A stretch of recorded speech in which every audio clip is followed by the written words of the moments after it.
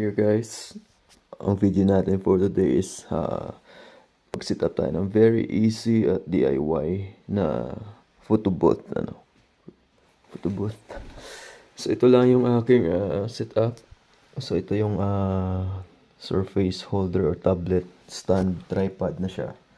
So ayan, kaya na mag-hold ng 12.3 or 13 inches, So ayan naman, tapos itong rig lang kasi ito, tsaka yung clamp.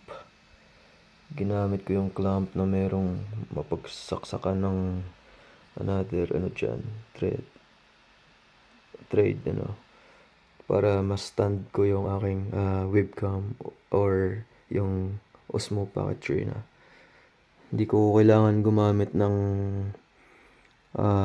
DSLR kasi maganda naman itong quality nito, So tapos ring light na luma lang. So bahala na kayo magdagdag, kung pwede kayo magdagdag ng mga LED video light dyan. Dagdagan nyo pa ng strip na pahaba dito.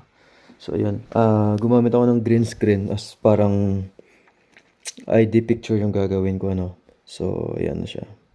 So kung makikita nyo yung green screen ko is ganyan.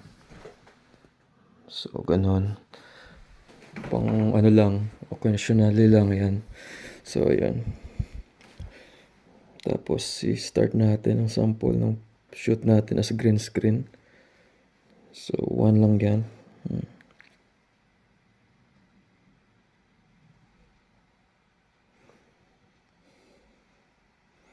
Yan, kung nakikita niyo siya, parang ganun na.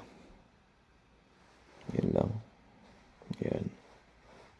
Printer yan. Wi-Fi lang yan.